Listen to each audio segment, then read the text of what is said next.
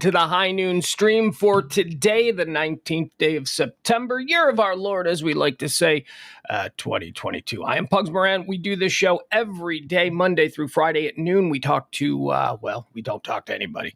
I talk, and you people are cool enough to come hang out. Whether it's in the chat room or you're just listening, I do appreciate all of you who are in attendance today. Hold on, let me see if I can get...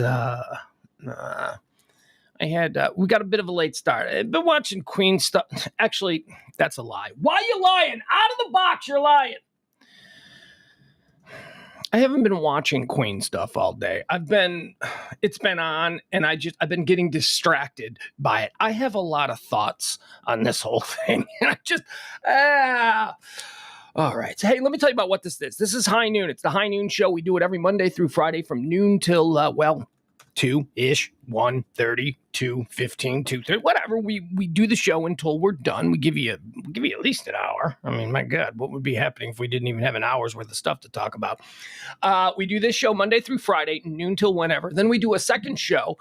We call that Pugs and Parker. Pugs and Parker comes on at 9 p.m. Central Standard Time, Monday through Thursday. That's a Monday through Thursday thing. Whereas this show is all about topics, current events, everything that's happening in the world, whatever it is that's being buzzed about in the hallways of where you work, that kind of stuff. If people are talking about it, I'm going to tell you why they're talking about it, and we'll move on. It's quick. It's this topic, then we talk, we move on to the next one, then it's the next topic. So by the end of these 2 hours here on this show, you should probably have a pretty good idea of what's happening in the world. That's the goal. At least that's what we're trying to do. That was my pitch. Who'd you pitch it to? Myself. And Ed was kind enough to be reciprocal of that pitch. All these shows can be found on radiomisfits.com. Radiomisfits.com. Look at that right there. See? Got the sign right there. It's your one-stop shop for all things podcast. Also, you can catch former shows. You can find all the former shows at pugscast.com. All right, let's get into what today is. Oh, you know what? Hey, got to tell you, we're in the home stretch here. This is the last month. We do take tips on this show. The show is going to no longer be running on tips probably next month. Not next month for sure, but we do need your help. So if you want to show your support for the show, the next couple of weeks we're going to be pushing hard because there is no, we're still float. This is still a listener supported venture, at least until October the 1st. So please, if you can help us out, you can tip us in any way. You can go to Venmo, you can go to Cash App, you can PayPal even, but PayPal is such a problem. PayPal just, they're always like, all right, somebody sent you $5, but we're going to hold on to it for 9 days because we're not sure if PayPal. All right, let's get started. Let's get y'all filled up on what today is. It's High Noon for the 19th day of September, year of our Lord 2022. Did you know it's the 262nd day of the year? There are 103 days remaining until the end of the year, so, get those New Year's Eve plans started. On this day, here's what we do. We run through, first we touch on the history. We talk about what happened on this day. What might we expect? Is this a day where big things happen? Who knows? We've got 12 hours left in this day. Anything can happen. On this day in 1796, President George Washington gave his farewell address, and then it's printed across America. I don't know. How did he think about that process? So if George Washington gave his final farewell speech today, people as far west as Delaware might get it next week, because how do you do what? Somebody's got to write it all down. Hard times.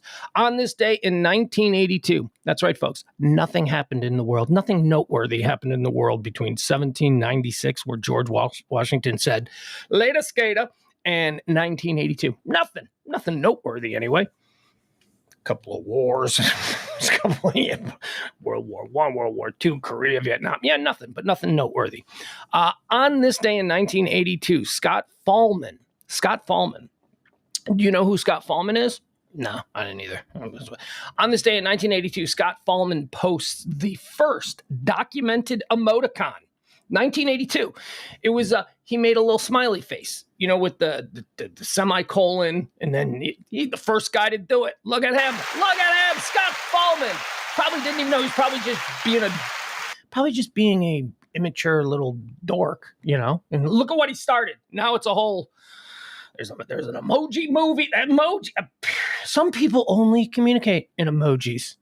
I actually kind of like that. I like if somebody emojis and memes, right? I mean, I would like to communicate slowly through memes. I'm gonna try that. That's a challenge. Do an entire day on social media and just respond to everything appropriately with memes. That would be fun. 1982, first day that an emoticon was used. I didn't even know there were computers in 1982. I was 13 years old. What? On this day in 1985, Tipper Gore and other political wives from the Parents Music Resource Center, more commonly known as the PMRC, as Tipper Gore and other political wives from the PMRC grill Frank Zappa and John Denver and other musicians as they testify in front of the U.S. Congress. And remember that? Remember when it was like Frank Zappa sitting next to John Denver, and then they had, who was the other guy that did really well?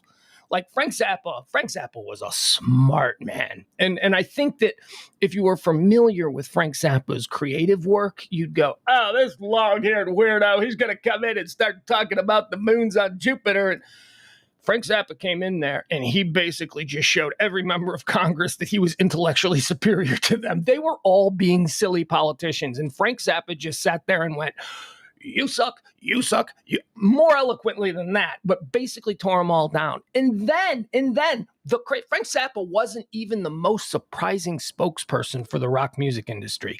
It was Dee Snider. Do you remember Dee Snider from Twisted Sister? Holy crap.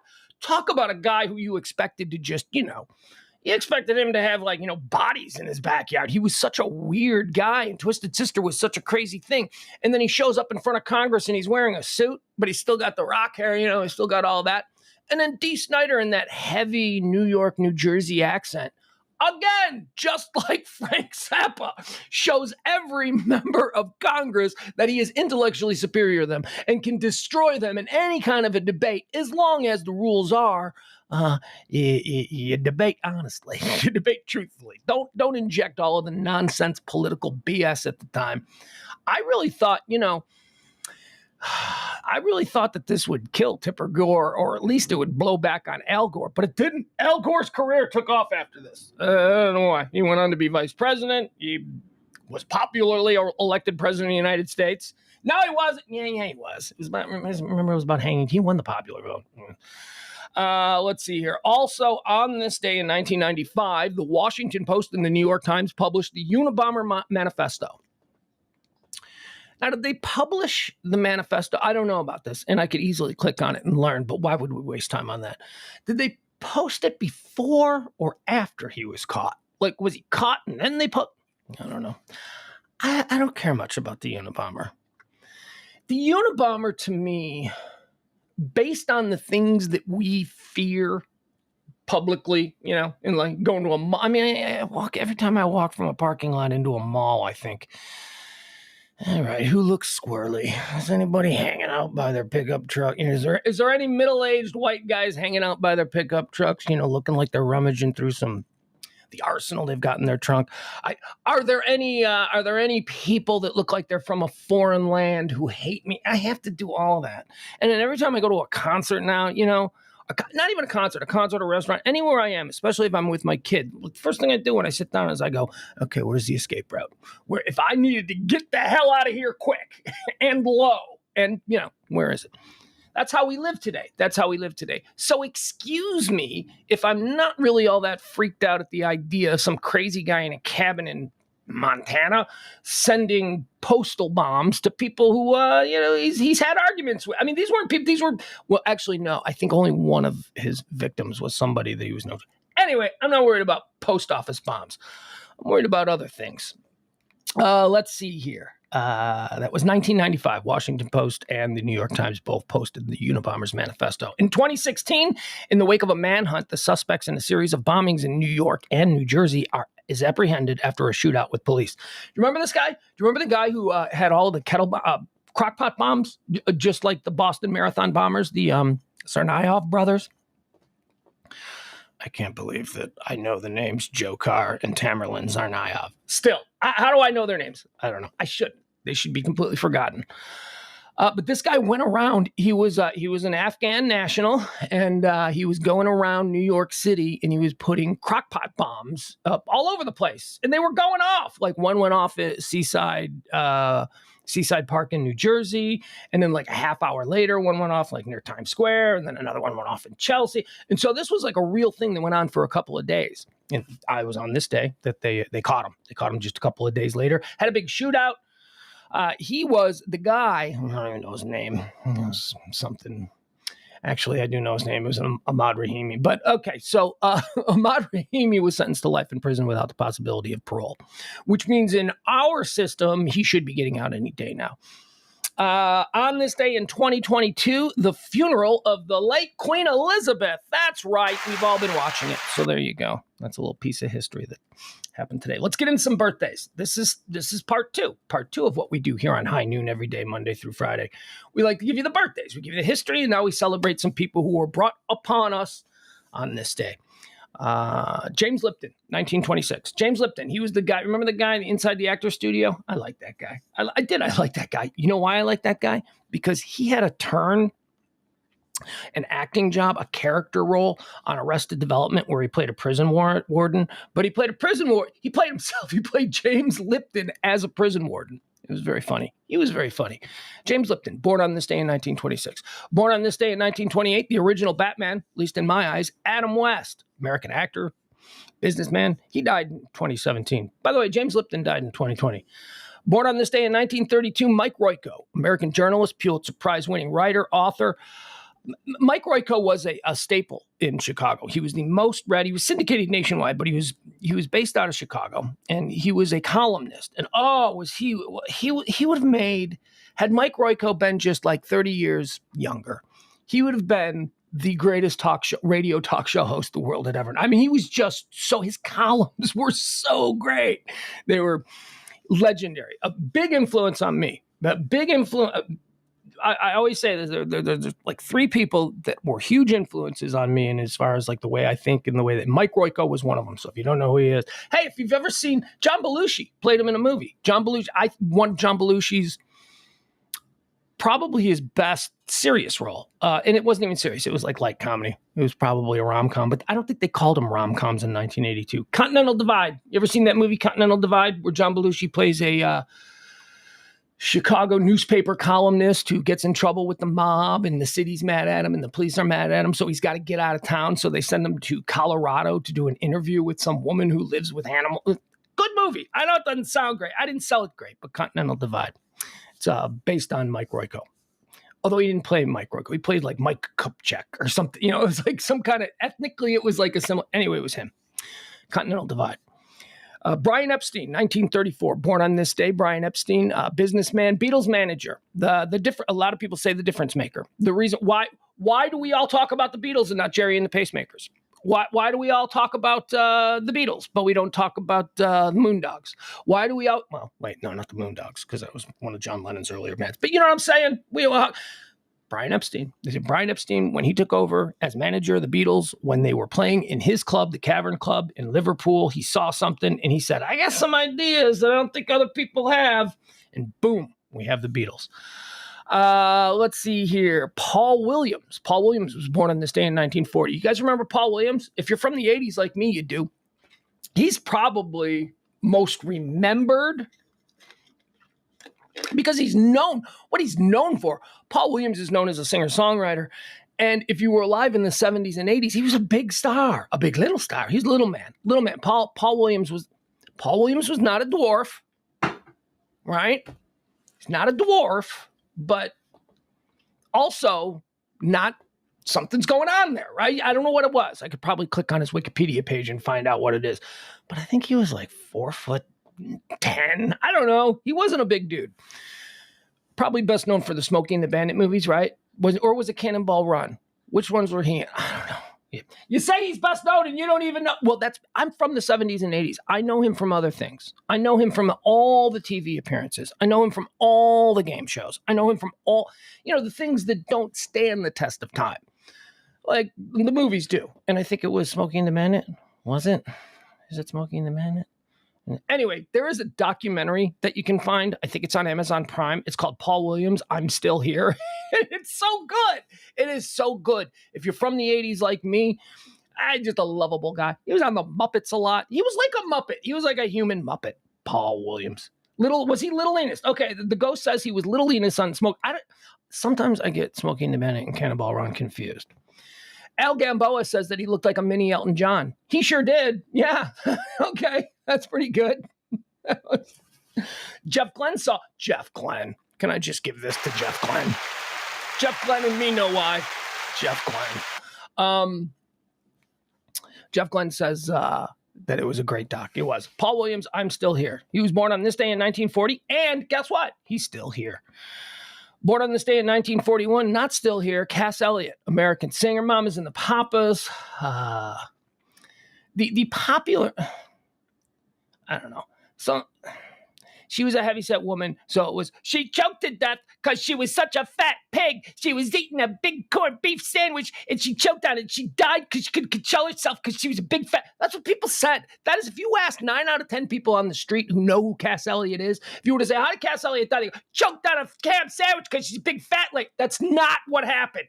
That is not the cause of death. That was just some bullshit rumor that was put out there. I don't know. Were there shock jocks in when did she die? 1974? I don't know. I don't think so. But I think the cause of death was like a massive heart attack or something. It, caused by choking on a ham sandwich. No. She had issues.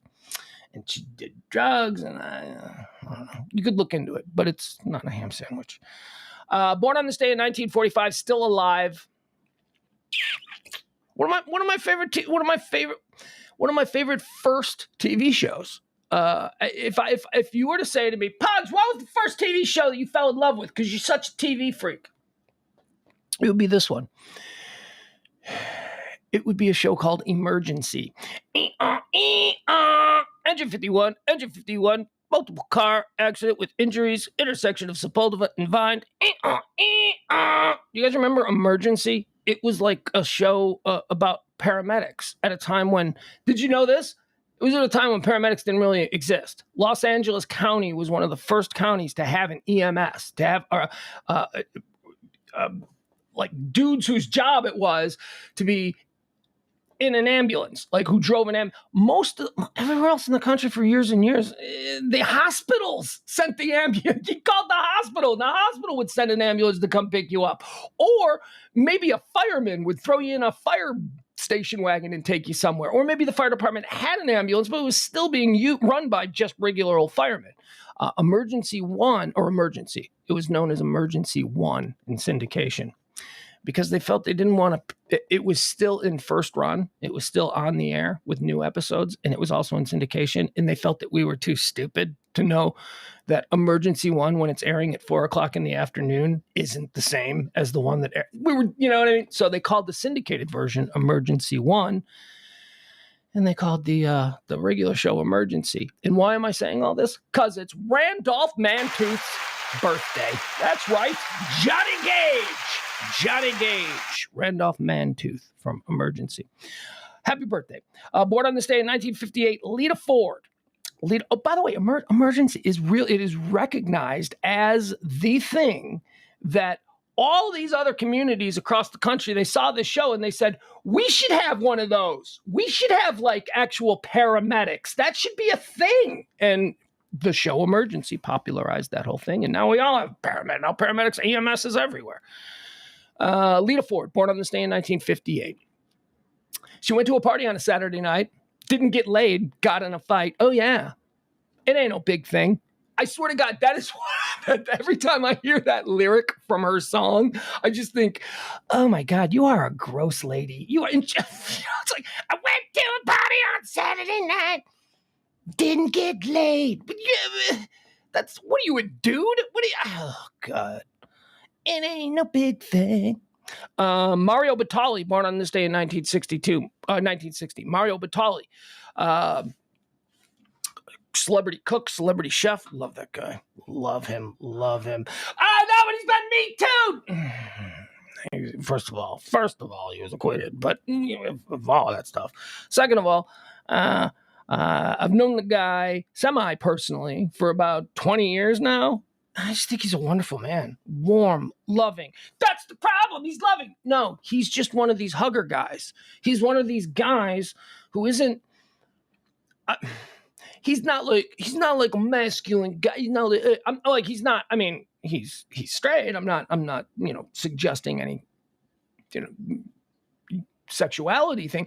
I'm just saying that he's like a guy who was raised in a kitchen, probably around a bunch of women, probably being taught how to cook, and he's just very warm. And I have hugged Mario Batali 100 times, so I can see why. Maybe his hug was. Oh God, I don't know. I just like the guy. That dude sent us personal Christmas cards every year. It's like nobody does that with little handwritten notes. Just a nice man. And maybe just a little bit too warm and loving. Give me a hug, for the times. Who knows? I don't know. I like Mario Batali. I'm going to die on that hill. Sherry O'Terry, born on this day in 1962. Sherry O'Terry. She came out of the box really hot on Saturday Night Live. Like when she first appeared, I was like, man, she's great. But then she kind of fell into the whole Kate McKinnon thing that I have, where I was like, all right. Does she have to be so over the top every time? Does she have to push? Isn't there any nuance? Isn't there any bit of a wink and a nod in her humor? No, it's all just blah. So, Sherry O'Terry, happy birthday. Funny in doses. Happy birthday to Soul Dad O'Brien, American journalist and producer. Soul Dad O'Brien. First time I ever heard the name Soul Dad. Also born on this day in 1974, Jimmy Fallon. I don't like Jimmy Fallon. I don't like Jimmy Fallon. I've never met him. This is just strictly me sizing someone up and going, yeah, okay. I know what that dude's about. I know his whole game. Jimmy Fallon always struck me as the guy in high school who hung out with all the hot girls, right? Like he hung out with them because they all thought he was so sweet. Oh, Jimmy's so sweet. And he was kind of cute, but he wasn't the captain of the football team. Like that, they wanted the captain of the football team and stuff. And maybe you were the captain of the football team. So you were always looking at your girlfriend. I'm like, what'd you do today? Oh, I went to the mall. Who'd you go with? I went with Jimmy. And you're like, whoa. My girlfriend's going to the mall with Jimmy. He's harmless. No, he's not. Jimmy Fallon is that guy in high school that isn't harmless. He pretends like he's harmless. And then when your girlfriend gets drunk because you're off on a football travel game or something at the party, she passes out. She ends up making out with Jimmy Fallon. No, I don't. He's that guy. He's that guy. No, he's harmless. He's so cute. He's just cute. He's sweet. We're just friends. Oh, stop it. You're not just friends with that guy. I know his game. How about some deaths? Some people, this is part 3 of what we do every day here. We like to tell you who we lost. We mourn some of the people who have passed on this day. On this day in 1973, Graham Parsons passed away, American singer, songwriter, and guitarist.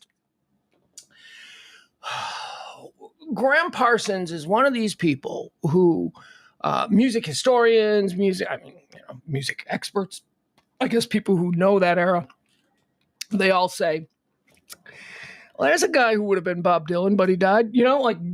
There's a guy who could have been Springsteen. There's a guy who could have been, basically, he was considered a truly great artist, a truly innovative guy.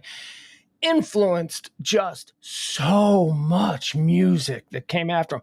Graham Parsons was famously in the Byrds, but also he then formed a group called, with Chris Hillman, I think, the Flying Burrito Brothers. He died, he overdosed on a trip to Joshua Tree National Park on this day. But he is widely considered ground zero for country rock and what we now call alt country. Basically, all of the success that people believed Graham Parsons would have had went to the Eagles. The Eagles just kind of swooped in right underneath Graham. But when Graham Parsons died, the Eagles kind of went, that vibe he was doing was really good. Let's kind of do that vibe, which was at the time known as Southern SoCal rock or the desert rock. And then it suddenly started becoming more country rock. And now we have all country. So that's Graham Parsons. He died on this day in 1973, a name you should know. Here's a name you do know. Orville Redenbacher died on this day. Woo! Sneeze number 1. Okay, the over-under on sneezes for this sneezing fit is going to be 4. Will I sneeze more or less than 4 times? I'm hoping less. We shall see. Orville Redenbacher died on this day in 1995. I got hot takes on Orville Redenbacher. He seemed like a nice man. I can tell you this. I clicked I looked up Orville Redenbacher on Wikipedia after I saw that he had died on this day. Because I'm like, people know his name. Is there anything? What do I know about? Do I know anything about him? And then I started to read his page. And for about 15 minutes, I fell into a Wikipedia hole, because that's what happens. You read Wikipedia and you're reading something, and then there's a highlighted link to something else. And then you click that and you start reading that a little bit. You're like, oh, I'm interested in this too. And then you see something else that's linked there. And then suddenly you're like 20 feet down a Wikipedia hole and you don't even remember what the original thing you were looking up. I love Wikipedia for that. I love it. So I fell into a really depressing Wikipedia hole today while learning about Orville Redenbacher. Because while learning about Orville Redenbacher, he was compared in the wiki article to Bartles and James. And I went, oh yeah, I remember Bartles and James. So I clicked on Bartles and James. And this started my descent into just some real depression. I spent about 15. Here's what I learned. Want to feel old, kids? All right, kids, gather around. If you're from the 80s, you want to feel old?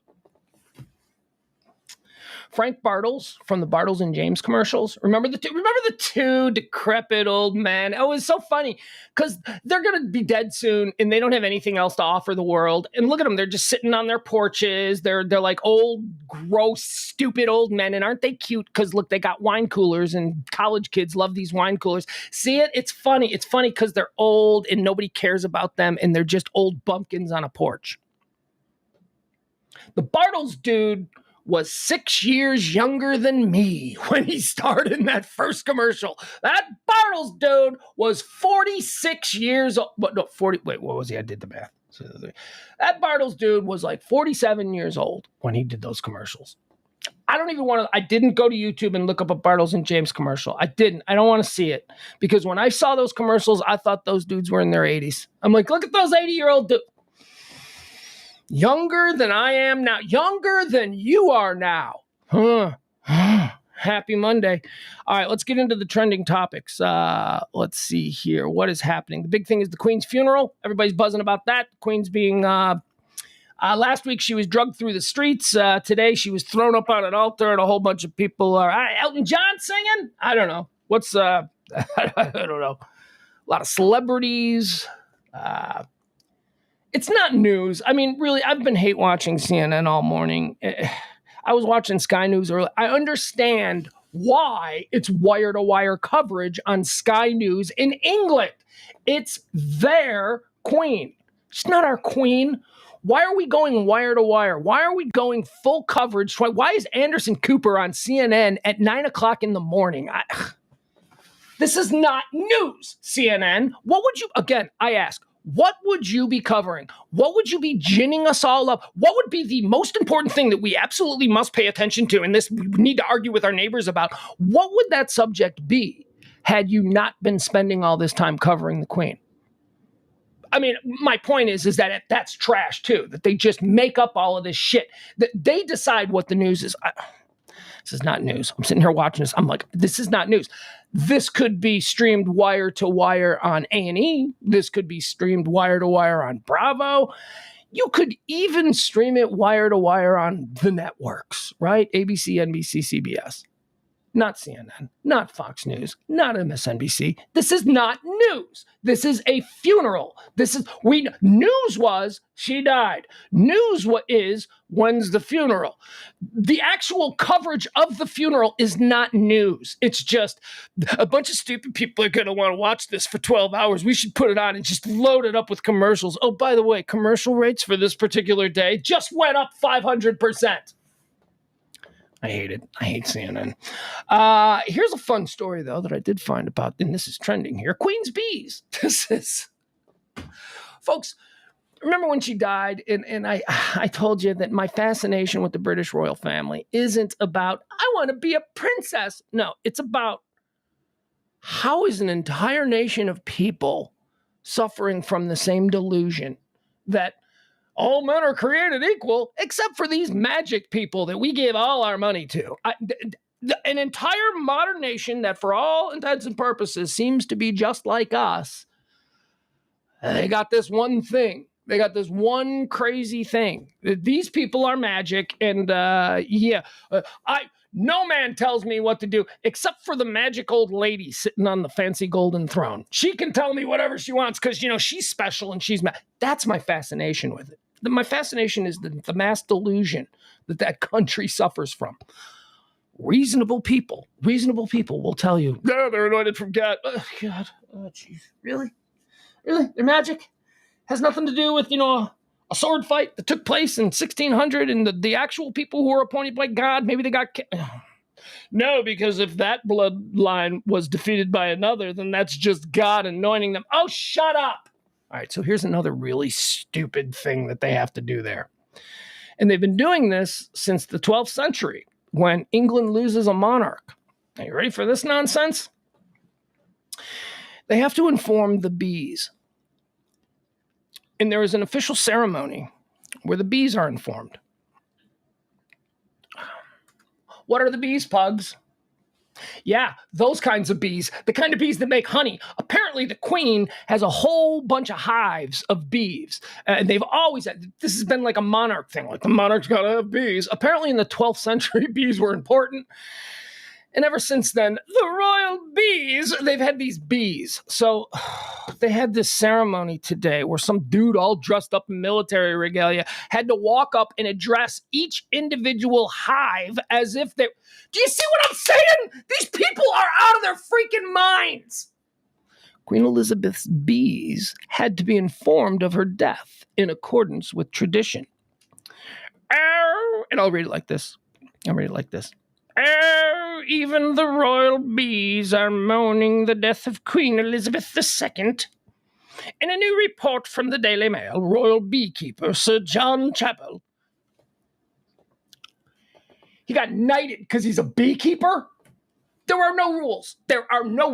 These people just... Royal beekeeper John Chappell revealed that he was required to inform the royal hive at Buckingham Palace and Clarendon House of Queen Elizabeth's passing in accordance with the tradition that dates back centuries. Here's a quote. This is they're quoting him. I'm at the hives now, and it's a tradition when someone dies in the royal line of succession that you go to the hives and say a little prayer and put a black ribbon on the hive.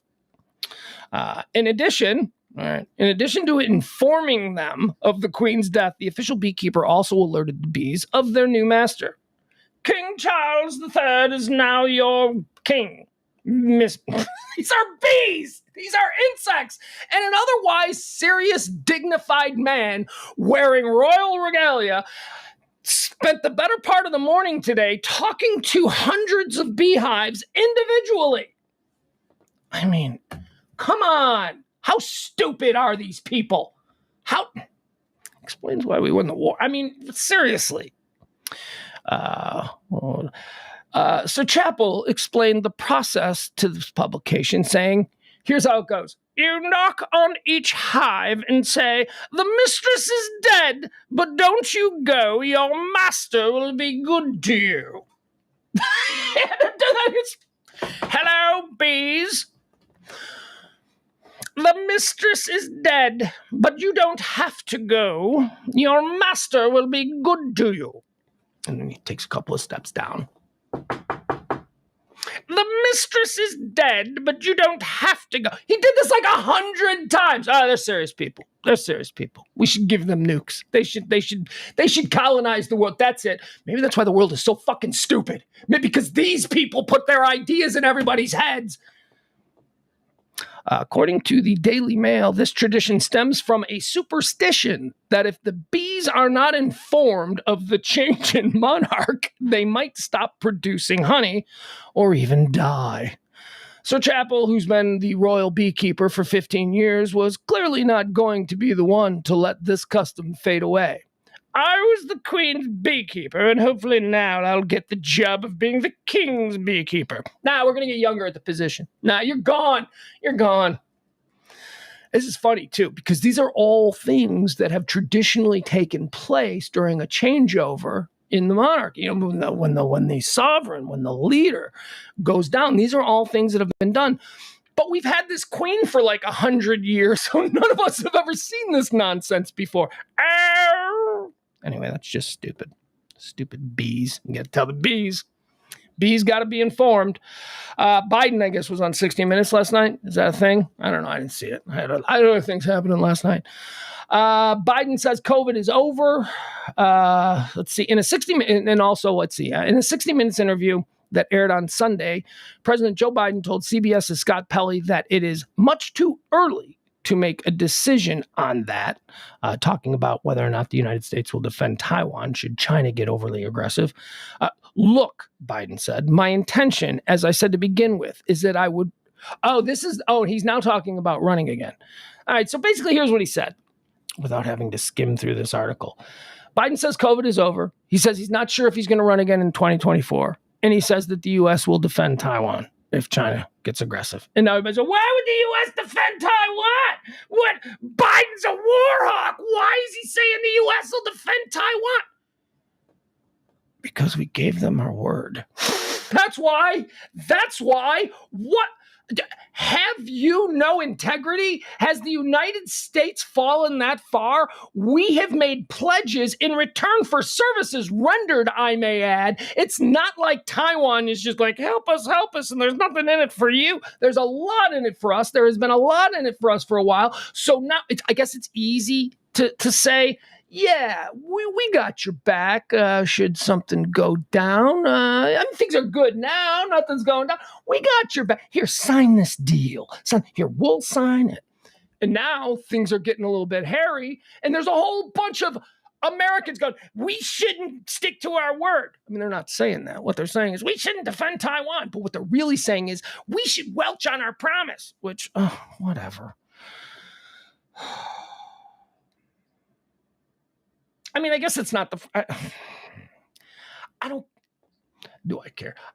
Yes, I care. And I would like to avoid at all costs any kind of military interaction with the Chinese military, right? So, but come on, man. You can't criticize the guy for saying right now still that he will defend Taiwan. It's the deal we made. Come on. Puerto Rico is trending. Puerto Rico. I had a funny conversation with a kid this weekend about Puerto Rico. This kid was like, they're not Americans. I'm like, yeah, they are. No, they're not. They're not Americans. It's not a state. And I'm like, yeah, it is. Since 1917, Puerto Ricans have been U.S. citizens. Since 1917. So just stop it with the go back to your own country. Their country is a part of our country. It's not a state. Yes, stupid. There are other things that are a part of this country that aren't states. Okay, we've got territories. We've got protectorates. We got all kinds of things. It's not a state. Okay, but it will be. Oh, it will be. Puerto Rico is going to be a state. And is that controversial? Is it controversial to make Puerto Rico a state? Why would it be Puerto Rico? Or why would it be controversial? I don't get it. Let's have 100 states. Let's just start grabbing stuff up. That's more income. That's more big government. I don't know. I bet you if Toronto wanted to become a state, we'd be like, yeah, cool. What's different about Toronto and Puerto Rico? I'm just saying.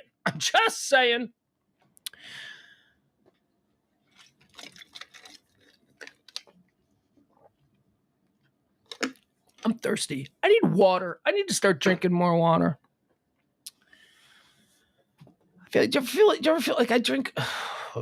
Anyway, how about this one? Mark, and forgive me if I get this last name, the pronunciation wrong here. Mark Frierichs. Mark Frierichs is trending. Mark Frierichs, I don't know. F-R-E-I-C-H-S. F-R-E-I. Frege. Mark Frege. I don't know. U.S. veteran and civil contractor Mark Frege has been freed by the Taliban after more than 2 years in Afghanistan. This, according to his family. His release appears to be part of a swap of prisoners, including a Taliban drug lord that was freed from American custody. So there we go. So we got this guy back. What is his deal? These contractors, Okay, so he was over there as a job. He was over there. He took a job. They said, "Hey, we're going to give you this job. Here's all this money. It's big pay. These contractors get paid a lot of money. It's big pay, but it's really dangerous, and that's why it's big pay, because it's a scary part of the world." And then these contractors, they go over there, for no other reason other than making money for themselves. They go over there. They go over there to make money. They go over there to make money for themselves, for independent companies, not the United States government, so that other countries can make money off whatever's going on. So they're not associated with U.S. This is not an American soldier who has been captured, who was sent there because we ordered him there. These are people. These contractors are people who go over there because they want to make a lot of money really quick. And probably nothing's going to happen. They think nothing's going to happen, and things do happen. But, that's not going to happen to me, because people are short-sighted and they don't really think things through. So they go over there and they get caught. And then, we got to give up some drug smuggler that we caught. We got to give up somebody that was actually of worth to us to get this guy back. Don't go over there. Don't go. I feel the same way about Brittany Griner. Well, I don't want to give up anything that like some spy that we caught just to get Brittany Griner back because she went over there because she didn't get paid enough in the WNBA. That was a personal decision. She put herself in risk. She went to a difficult country, a country that we have strained relations with, and she decided that it was worth it to her because they're going to pay her $1 million for a season. And now she's in trouble, and we got to give up spies to get her back. I mean, I feel bad for her, but she made that decision on her own. If somebody said, there's a funny thing. Okay, so like about 10 years ago, there were all of these like really cool American media entities that were popping up in Dubai. And I was talking to somebody about this because I thought, I'm going to point my life where that would be. I mean, I had a kid, so I wasn't really thinking about it seriously. I wasn't just going to go to Mumbai. No, I wasn't going to do that. Or not Mumbai, Dubai. But I thought, wow, that'd be kind of cool. And then I thought, no, I wouldn't do well in Dubai. That'd be terrible. I would swear on a street corner and end up in jail. It wouldn't be. So, that's what these contractors are doing. They're going over there.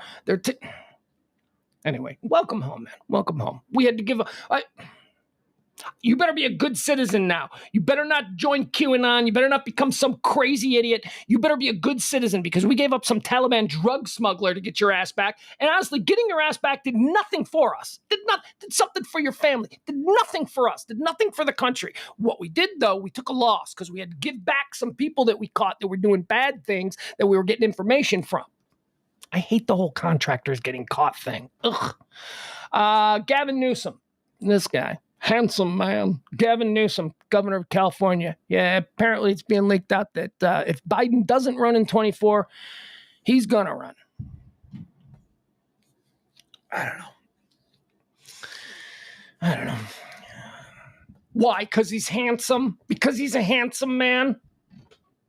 We need to get suburban women, and they're stupid. They'll just vote for a guy that looks like he's on the cover of a romance novel. You know what I mean? It's like that. He looks like a soap opera actor. Suburban women will vote for him. Oh, good. Give me an ugly guy with a plan. Give me that. Give me an ugly guy. He doesn't even have to be a great speaker, but if he's got a plan and he's a leader, that's fine. Don't just give me the handsome guy that ladies in the suburbs are going to vote for. I feel like that's what's happening with Newsom. I don't know. I don't know enough about his policies, but can a progressive Democrat from California win the White House in this era? I don't know. I think we need to be more centrist. But what's going on here? Oh, my mic is falling apart. That's okay. I got more of these things. I can fix it. I'll fix it after the show today. Will this hold? It will not. Okay, moving on. Post Malone. Dallas-Fort Worth's own Post Malone. This guy, I don't get him. I'm telling you. I want to feel old. Just look at Post Malone. I look at this guy. I don't get it. I guess I am old. I could not. If my kid came home with a face tattoo, oh God, I don't know what I'd do. I mean, Post Malone doesn't just have a face tattoo. He's doing the whole thing. It's never going away. But you know what is going away? The coolness and uniqueness and all of that of having tattoos. That's going away. And you've got it all over your face. Do you know what Post Malone's going to be like at 65? I mean, if he makes it, he's in music. So, who knows if he's going to make it. But at 65 years old, Post Malone is half of his face going to be all bleached out? Because at some point in his 40s, he decided that he wanted to do that tattoo removal thing that doesn't really work. It just leaves he fell in a hole on stage. Post Malone fell in a hole on stage in St. Louis. The crowd was, he got up. He's fine, but that's why he's trending, because he fell in a hole. All that being said, I like his music. All of the criticisms of Post Malone that I just offered up were all just based on his appearance. Really? Yeah, I know. Shouldn't judge people on their appearances. But you can judge somebody on their appearance when their appearance is altered to the extent that it becomes obvious to you that there is some deeper mental issues going on. You know what I mean? A dude gets a horn surgically implanted. That's not just like, well, don't judge him because he's got a horn. No, I'm judging him because he wanted to get a horn. I'm not judging him because he has a horn. But whatever. He fell in a hole. He's all right. Here's a fun story. Some black ultra conservative young lady. That's like a thing. There's like who's that hot one? Who's that like hot conservative black lady that every black person in the world hates? I mean, she's like the most hated black woman she's like the opposite of Oprah. If Oprah is like this, then what's her name? Come on, you guys know who she is. She's like a hot black girl who just like spits hot takes and like, she's like if Lindsey Graham was inside a hot black. Candace Owens, thank you, Joel. That's who she is. It's not even Lindsey Graham. Who's even worse than that? If Paul Gosar was inside a hot black woman, that's who Candace Owens would be. All right, so there's like a lesser Candace Owens out there. And does she have some hot takes? What is her name? She says she demands tighter. I'll find you her name in a second here, but the headline is conservative Republican female demands tight abortion laws, says women are not controlling their sexual impulses. So it's women's fault. It's women. Oh boy. She's a woman who is saying that the reason we need to get rid of abortion is because all you other women are whores. All of you. What's her name? We got to get her name. Star Parker. That's what it is. Conservative Star Parker, who runs the Republican think tank Cure and writes a weekly column, told C-SPAN on Sunday that anti-choice legislation is essential because women simply can't control themselves. See? It's like if Paul Gosar was inside. This is like something Bobby Knight would have said back in 1979, right? The host brought up the statistics that show women, particularly women of color, it's black women's fault. Well, it's not going to go well for you on Twitter. And it's not. And that's why she's trending. The host brought up the statistics that show women, particularly women of color, have fewer opportunities because they'll be working to care for their families instead of working to further themselves. Parker explains that she doesn't wrestle with that fact. I know what will happen is if we will adjust ourselves. I know what will happen if we adjust ourselves, Parker said. She then predicted that with a full ban on abortion, women will be more likely to get married and stay at home, and that will help society. So as a woman who is neither married nor staying at home, this time next year, we're going to have a lot of women called mom and a lot of grandmas called grandma. Are we lacking in moms and grandmas around here? I didn't know, but she says that by this time next year, we're going to, as a people and as a nation, work through that. We always have, but we will also begin to see is marriage. Marriage will begin to occur again. Yes, because we haven't celebrated Christmas in 20 years and nobody has gotten married since 1975. She went on to push crisis pregnancy centers, which are groups that talk women out of having abortions. In some instances, okay, now we're talking, I guess this whole story is about abortion, so I'm done. But I just thought it was funny that this lady is like out there. Supports my theory. Now I got a theory. And it's a hot take. Can you people handle this? By and large, not everyone. So settle down, Leslie. Settle down. By and large, it has been my experience. By and large. So this is anecdotal. This is, of course, women don't support each other. They don't support each other. Not the way men do. Now, I don't know. I'm not saying, women's U.S. soccer team. Oh, stop it. That's not what I'm talking about. What I'm talking about is you're out with a new couple. You're out with couples. It's couples night. You're with your wife. You're friends with his wife. And then another guy shows up and he's got a new girlfriend. And the new girlfriend is smoking. And absolutely young and beautiful, and she's fun, and she's the odd one out. She doesn't know this group. She's new here. She's the girlfriend of the guy who's been in the group. He's introducing his new girlfriend to the wives and stuff. Those wives will be merciless. Not to her face. To her face, they'll be like, oh, I love your necklace. That's so beautiful. And then the women go to the bathroom without her, and they'll be like, can you believe that bitch? Who does she think man, I'm sorry. If Hillary Clinton runs for president, all the soccer women in the suburbs will vote for her and she'll be swept into office. That didn't happen because women were some of the most ardently anti-Hillary people out there. Women, I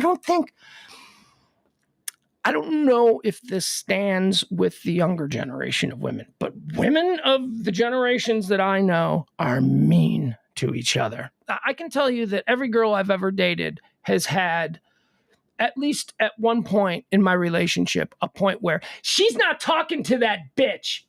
She's your best friend. Oh, not anymore. I'm not talking to that bitch. And then they tell you all of the worst stuff about them. And you're like, wow, I didn't know that. She really is a bitch. And then a week later, they're friends again. And you're like, what the hell is going on? Guys don't do that. When guys screw each other over and guys aren't friends, two best buddy guys, they won't talk ever. That's it. They're done. They eliminate it. But women, they talk shit on each other and then they come back to each other. And it's like, whoa. When a guy has a friend, when a guy is friends, that guy has that friend's back almost to their own demise. Almost, dudes will go down the depths of hell for one another. It's a brother thing. I don't see the sisterhood. I mean, I know I hear about it, but, I read this story. It's a woman's fault. And I'm like, oh, this is another example of women just trying to wreck each other. And again, by and large, anecdotal in my experience. Pugs is saying that all women hate it. It's not what I'm saying. I'm saying that this is my theory based on anecdotal evidence acquired throughout my lifetime experience from my perspective. And it's not all. Anybody get mad? Adam says women just aren't as passive aggressive as men. They're upfront. To which I would say, have you known many women, Adam? I know you're married and I know you got kids. I couldn't disagree with that more. Men are more upfront. Women are the passive aggressive ones. In my anecdotal personal life experience, most women are. See, you got to just split hairs. Let's see here. Climate change is trending. Climate change is trending. By the way, I still sometimes call it global warming because I'm from the 80s. Remember they had to make that change? It went from global warming to climate change because everybody has the idiot uncle on the coldest day of the year who would go, I know what happened to global warming. I don't understand how this all works, but warm, it's December 25th and it's cold. Yeah, that's not what global warming meant, stupid. But okay, you just keep spouting that old drunk Uncle Eddie. I don't know. So they had to change it. They went, okay, we can't call it global warming because people don't grasp the concept at all. They think that if it's a cold day, that obviously the environment's fixed. They're not. So now it's climate change. Anyway, they think they got a way to fix climate change. They think some scientists, they've come up with something, and here's what they're going to do. You know what they're going to do? They're going to refreeze the poles. Yeah, think about that. Okay, so you got the poles, North Pole and the South Pole, and the poles are supposed to be cold. North Pole and South Pole, and they are cold. Let's not kid ourselves. Can't go up there in shorts and flip-flops, or down there, depending on which pole you're at. But they're not as cold as they used to be. And because of this, sea waters are rising because icebergs are melting because the poles aren't as cold. Why are the poles not as cold? Why are the icebergs melting? Well, I don't want to get into that because honestly, I'm not a climate scientist, so I don't really know. I'm certainly not a climate denier. I'm not one of those people. I mean, I can see shit. I think it's just good. It's best practices just to be cooler about where we live, clean the place up a little bit, you know? Again, best practices, not a climate scientist. Don't believe that the world's going to end next month because of, the ozone layer, all that. But, I think best practices are we could probably be a little bit more environmentally minded as far as being stewards of this blue marble that we're all spinning around the universe on. So they're going to freeze the poles. So the idea is if they refreeze the poles, and I imagine, I'm so stupid. I'm like, so what, is there just like a pole? Is it just like, I guess there probably is, right? They probably did put a marker where the North Pole would be. Anyway, here's what they're going to do. They're going to blast like all kinds of aerosols, right? Doesn't that sound counterproductive? Doesn't that sound like what they're going to stop? They're going to blast all kinds of aerosols and stuff like that to block out the sun, specifically over the poles. And if they do that, then the poles will incrementally get colder and colder because of a lack of sunlight. This will cause the poles to refreeze, which will cause a slow in the melting of the icebergs. We fixed it. We fixed it. Except there are a lot of people going, can't just do aerosols. That's the problem. I don't know. But the world scientific community, they're kind of behind this. It's not like there's, like the real scientific organizations are like, all right, that actually could work. We should probably think about it. It's not going to be a solution for climate change, but it is definitely a Band-Aid in the moment that we can use to maybe slow the progress, which is good. Woody Allen is trending because Woody Allen is, it says here, Woody's retiring. He's retired. He's done. Woody Allen's out. Here, let me click on this. Let me see what this is. I love Woody Allen. Love him. God. Woody Allen draft. I could totally do a Woody Allen draft. All right. Woody Allen draft. Okay, I got to do it in my head really quick. Annie Hall, number 1. Take the Money and Run, number 2. Bananas, number 3. Crimes and Misdemeanors, number 4. Zelig, number 5. There you go. That's your Woody Allen draft. He is retiring. Woody Allen announces his retiring while in Europe to work on his 50th film. Woody Allen told a Spanish newspaper that he intended to retire from making movies. There you go. And to dedicate more time to his family. Okay. All right. So I can't have this argument anymore with people. I consider myself to be far more than the average person on this particular subject, way more informed. I've read multiple books, independent books, not written from Mia Farrow's perspective, not written from Woody Allen's perspective. One of the books that I wrote was written by the investigator for the state of Connecticut. I refuse to watch any of the Woody Allen as a monster thing.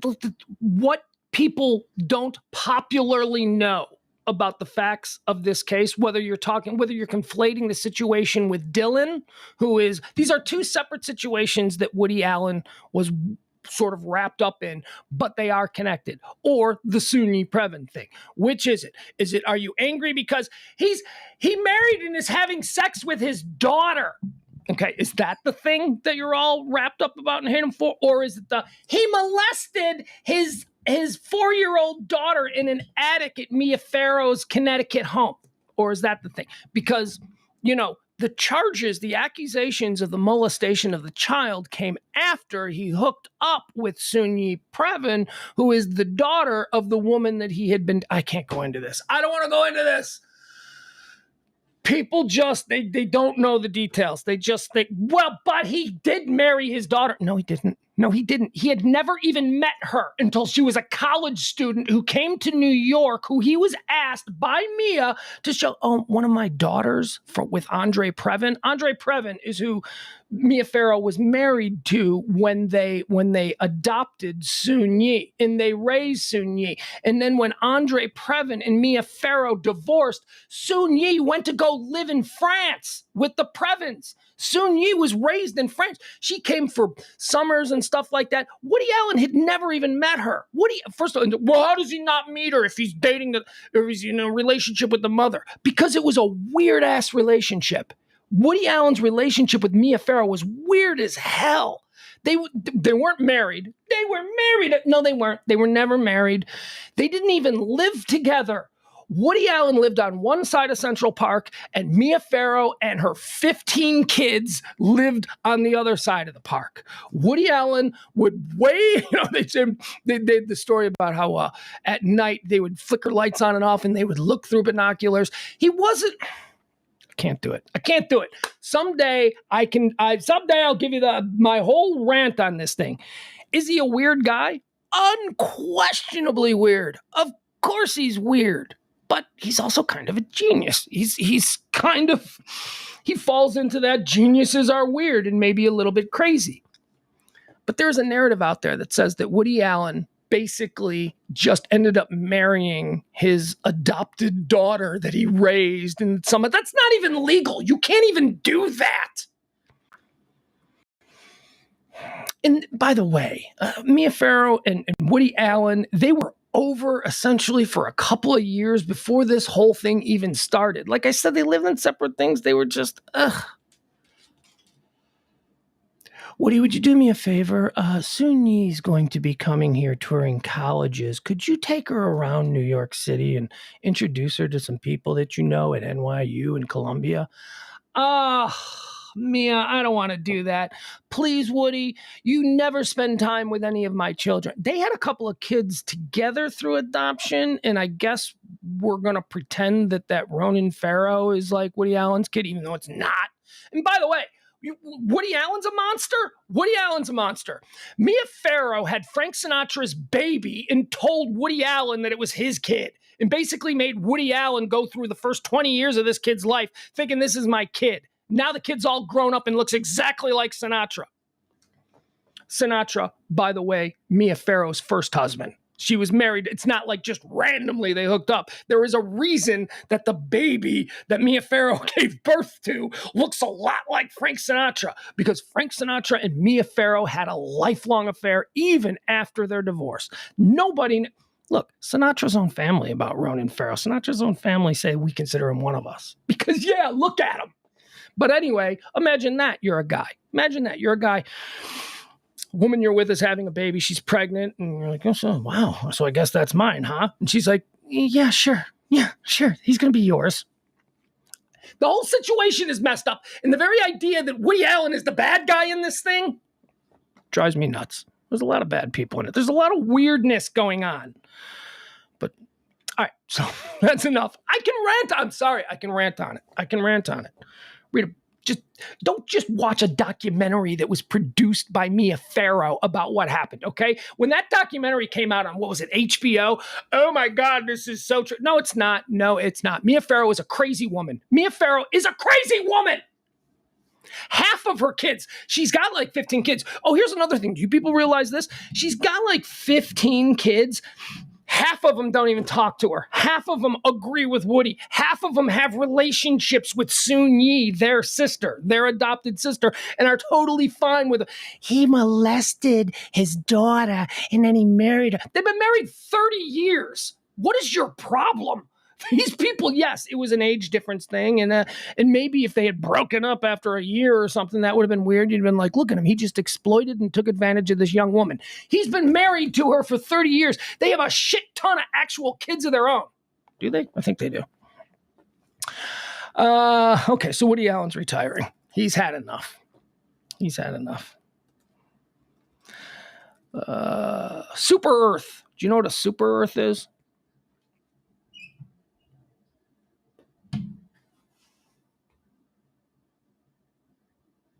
Well, thank you. Adam Rainey just said some incredibly insulting things in the way that only Adam Rainey can do it. Although Adam Rainey can also say some very nice things. I appreciate the share. By the way, Adam Rainey shared today the I made him an announcement, hey, coming up at noon, check out the show. He shared it. So Adam, call me what you want, man. I don't care. You did the thing that nobody does. Nobody. Why don't you people share? Why aren't you people helping to promote these efforts? Nobody. Ow, that's liking it. If you're gonna fucking like it, share it, please. God.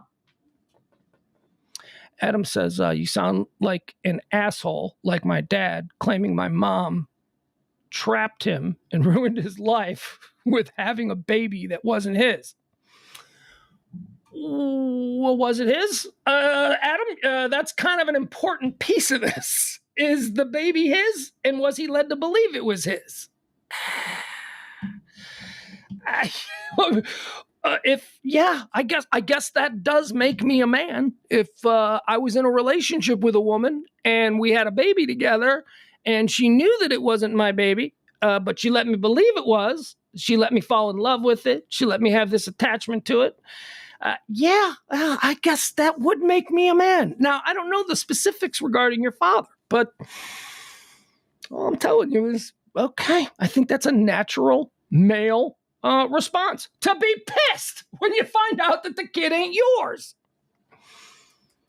Although I guess it really does depend on the guy, because, isn't it, Maury Povich have an entire career based on the idea that guys were so excited when they weren't the father. But Super Earth is trending. Astronomers are finding a whole bunch of new planets they're calling super Earths. They're way out there, and they're saying that these are planets that are just like Earth, but bigger. One planet goes through what we would consider an Earth year every 3 days. Yeah, that's pretty cool. I don't know what this means. We can't get there. We can barely see them. I mean, they're like, see them. I don't even know. I don't know if we're discovering these things by these like probes that we're sending out there. If we're looking at them through a telescope, I'm imagining these are probes that we're using to discover these super Earths, these planets. And why is this important? I guess that's the point. It's cool. It's cool that there's all this stuff out there. I find that fascinating. But why is this a big deal? Because we might need a new place. Because we may, at some point in the next couple of centuries, maybe certainly before the next millennium, I would imagine, we're going to need a new place to set up shop. We're going to have to spread humanity throughout So everybody knows that I'm a big believer in life outside of humanity. I'm just in the great expanse of the universe. It is just the height of narcissism for we humans to sit here on this planet and go, we're the only ones. There are trillions of other things, and we're the only ones. So I find that to be, oh my God, so incredibly vain that we're the only one. So I do believe that there is something else out there. But maybe, as we're seeing with all of these super Earths, maybe there will be people out there, like in a 10,000 years. Look, we live for but an eyelash flutter. That's what our lifetime is in comparison to what the Earth is. The Earth is like 50 quadrillion billion years old. Do you know, for like 99.9% of the history of the Earth, it was unsuitable for humanity? I mean, we think, the Earth been around. We've been around about 90% of the time that the Earth has been here. No, the Earth has been around for human existence has been on this planet less than 1% of the time this planet has been around. So maybe with the discovery of all these super Earths, maybe that's what it is. Maybe I just got it in reverse.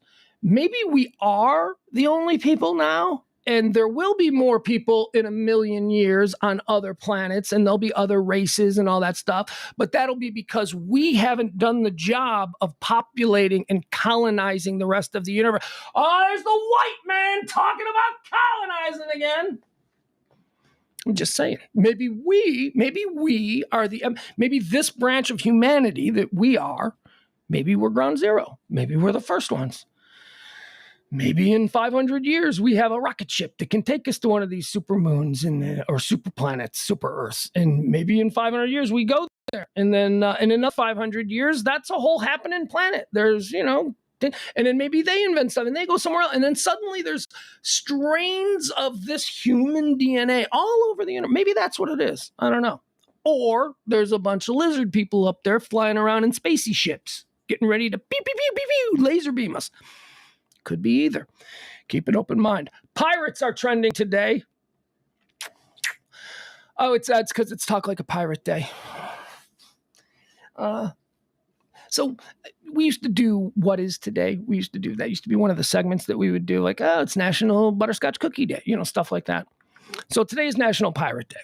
And National Pirate Day is something that every year people, arg, hear me matey. We're supposed to talk like a pirate today. I ain't doing it. I'll say arg, but I might, truth be told, I might say arg on my own, naturally, without it being Pirate Day. I don't know. I like saying arg.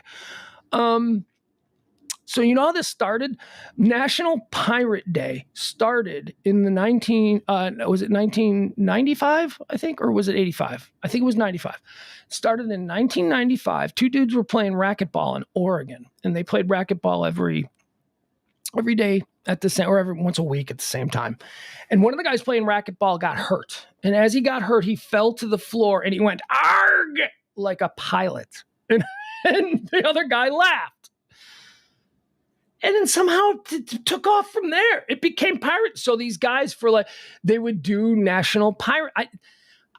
It seems, actually here, wait, I can click on this. I can tell you exactly how National Pirate Day. It's such a weird little thing that happened in minutia, in two people's mundane little weekly racquetball game that now every year we talk, it's National Talk Like a Pirate Day. Ahoy, mateys, the International Talk Like a Pirate Day is here, and it's time to channel your inner Jack Sparrow. All right, how much fun is that? History of it. On June 6, 1995, it was 95. On June 6, 1995, a racquetball match between John Bauer, also known as Old Chum Bucket, and Mark Summers, Captain Slappy, of Albany, Oregon. The game was interrupted when one of them yelled, arg, in response to pain, which sparked the idea that resulted in the discovery of this day, National Pirate Day. Due to the Normandy landings commemoration, Bauer and Summers decided to move the day to a later date and eventually settled upon Sumner's ex-wife's birthday, which is today. Started out as a joke between two friends, the day gained momentum about 7 years later. In 2001, Bauer and Sumner wrote a letter about it to Dave Barry, an American syndicated columnist. You know Dave Barry, the columnist. So they wrote a letter to Dave Barry in 2001. Dave Barry liked it. He wrote a column about National Pirate Day. And for the next few years, every year on National Pirate Day, Dave Barry would write a column about it. And now here I am sitting here talking about it in the year 2022. So happy International Pirate Day. Erg. Dancing with the Stars debuts tonight. I don't like Dancing with the Stars. I've never seen an episode. I have never seen a single episode of Dancing with the Stars. I'm trying to think, could there be any less appealing television offering than Dancing with the Stars? And wink, wink, stars? These people aren't stars. This isn't Brad Pitt out there dancing with, in most cases, the dancers, the professional dancers who have been on this show now for like 10 years are far bigger stars than the so-called stars that they're dancing with. This is like a TV show where it's just like, hey, you know how it feels when you're the no fun guy at a wedding and you're just sitting there watching other people dance? We're going to put that on TV and everybody's going to watch it because everybody wants to be the no fun guy at the wedding who's just sitting there watching everybody. Watching people dance. I don't get it. I really don't get it. Like, okay, so there was like sort of a spinoff of this like 10 years ago. Like they tried to like, they took one concept that worked and they went, what else can we do? How can we twist this like taffy and, get like a spinoff series? And they did like ice dancing. It was ice dancing with the stars. So, and I guess they ran out of stars who could be taught to ice dance, but whatever. And it aired for like a couple of, I forgot what it was called, but I actually saw an episode of that. And why did I watch that? Because that's a skill. Because they're on ice. Because they're wearing skates. Because that's interesting to me. But everybody can dance. The degrees to which, everybody can dance. Not everybody can dance. No. A lot of people dance badly, but isn't that sort of the fun of a show like Dancing with the Stars? You take a celebrity who you don't think can dance and maybe you teach them a little something. Everybody can dance. Not everybody can get on ice. Not everybody can do that. That's a skill. It's also, this is exactly the reason. You want to hear another hot take? So here's a hot take that I have on why hockey isn't as popular as basketball, football, and baseball.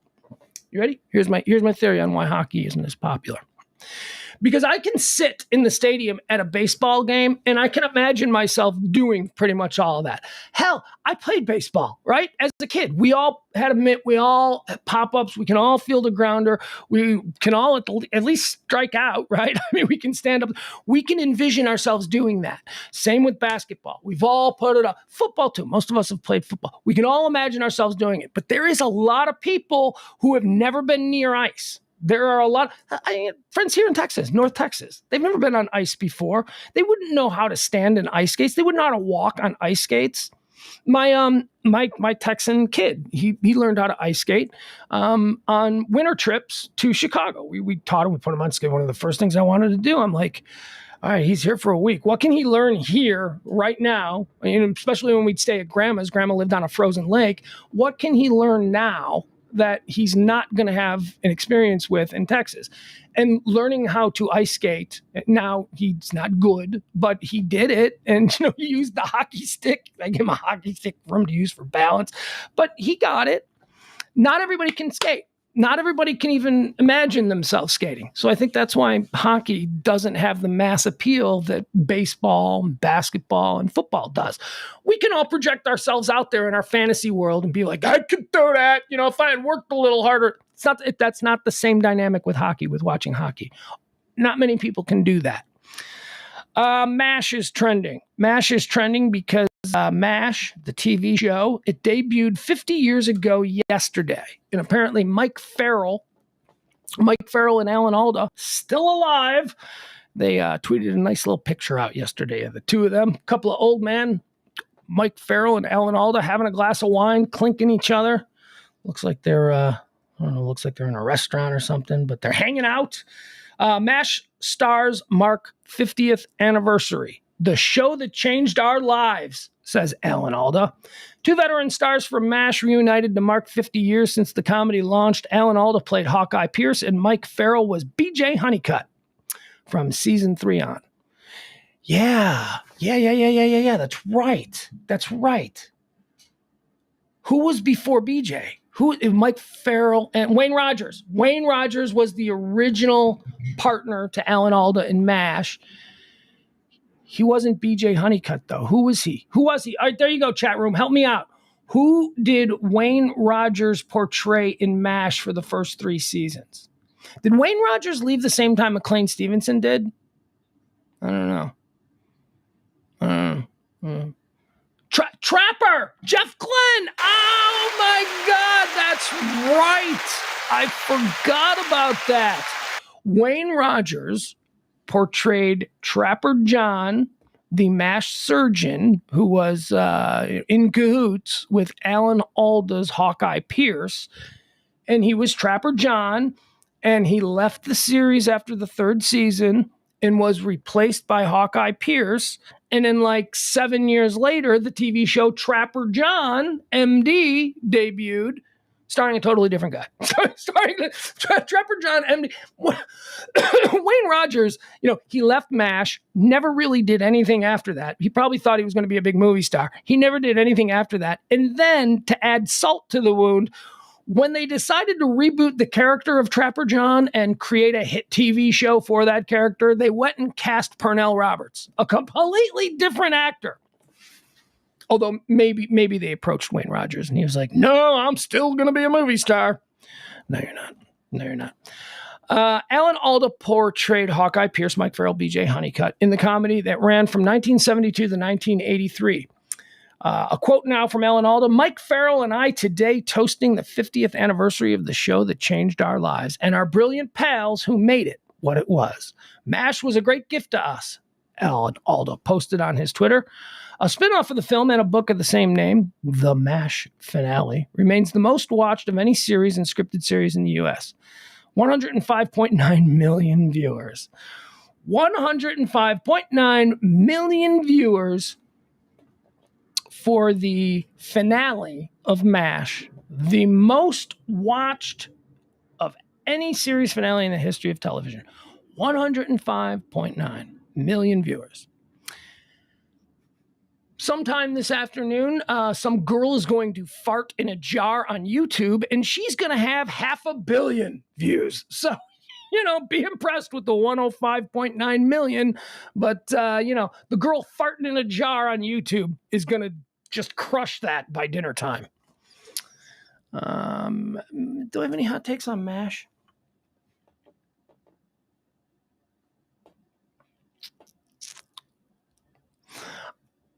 I didn't love MASH. MASH was just kind of like something that was always on in my childhood, but it wasn't like my go-to. It was, and in reruns, I've seen it. I feel like I've seen every episode of MASH. I've seen it because it was on in reruns for years and years. You'd be eating your dinner and it's on and you're just watching.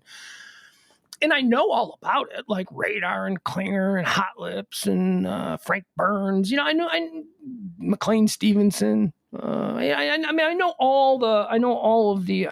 Who was the other guy? Harry, the guy who played Colonel Potter. I don't know. So, but it wasn't like a favorite show of mine. But of course, I'm familiar with it because back then, even if a show wasn't your favorite, you only had 3 options, so you probably watched it anyway.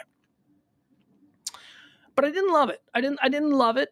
Maybe now as an adult, if I were to go back and sample some episodes, I'll tell you what I did love. I loved the MASH movie.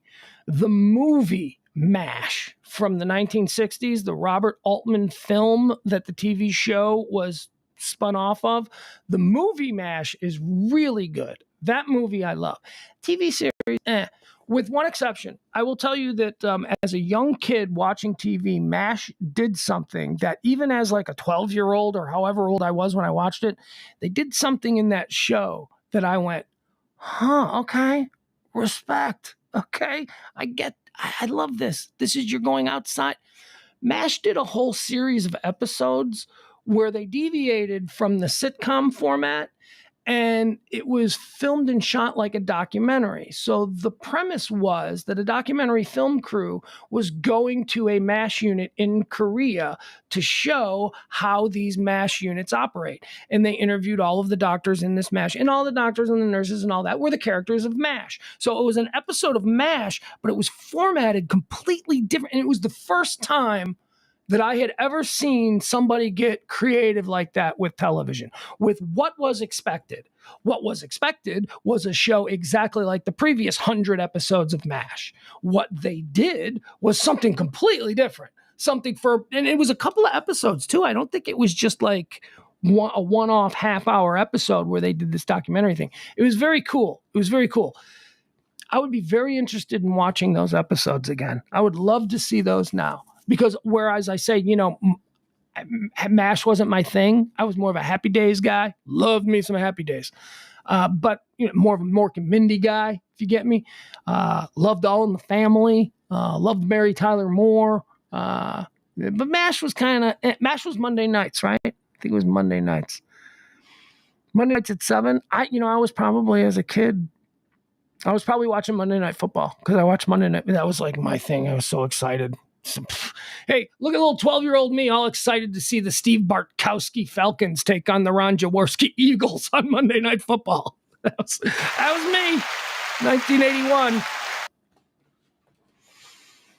Oh, look, I'm so excited. Next week, it's going to be the Oilers and Dan Pastorini taking on the Vikings and Fran Tarkenton.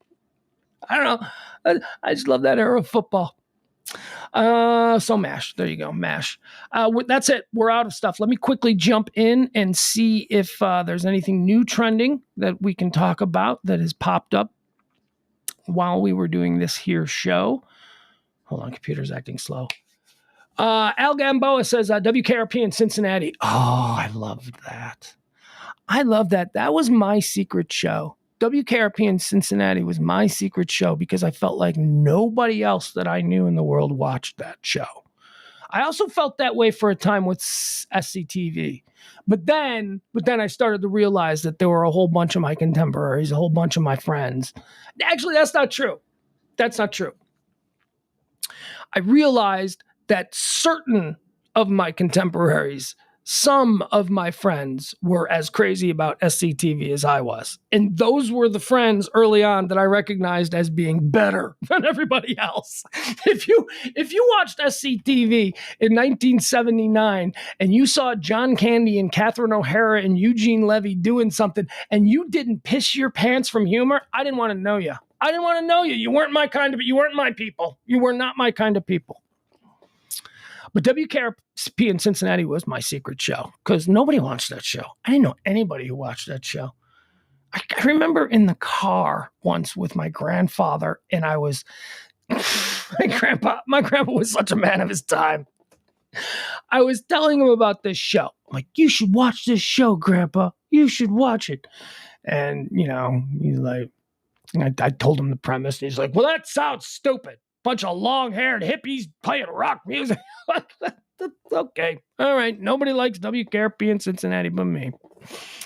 And Ross and who else liked WKRP in Cincinnati? Al? Yeah, that was a good one. Al says, I love that show. I was an old soul that watched Heart to Heart. Oh, I loved Heart to Heart too. I'm Max, and I work for both of them. Remember the opening of... what was the opening to Heart to Heart? It was like some music. This is Mrs. Hot. Look at her. Ain't she gorgeous? That was the opening to Heart to Heart. And this is Mr. Hot. He's a smart guy. And my name is Max. And I work for both of them. And then Heart to Heart. Yeah, I like that. Heart to Heart. I would cherry pick an episode of Heart to Heart. If Heart to Heart was on Amazon Prime, I might end this show and have a little lunch and put on an episode, just a random season 3, episode 7 of Heart to Heart, just to see what they were getting into, see if that was any good.